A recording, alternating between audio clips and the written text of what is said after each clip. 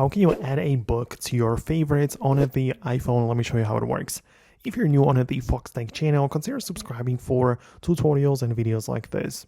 So if you're browsing your books, like when you go to the Books app and check out the library, you'll see all of the titles that you are currently reading. So you can see them like that. It might even contain your own PDF files, which you can add to the library. But the point is that next to each item, you have the 3 dots for more options.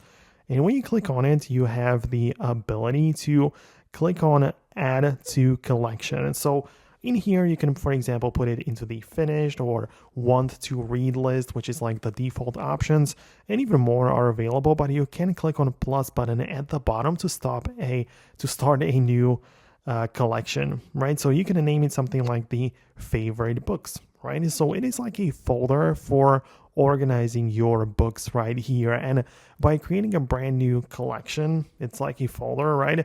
You can organize your books into favorites, different categories, and whatever else, all the options are there. And that's how you can organize the books. So that is how it works. It's pretty much just as simple as that. So let me know in the comments below if you managed to find it. In case of any additional questions, use the comment section below. But that's it from me. Hit the thumbs up, and I'll talk to you in the upcoming videos as well.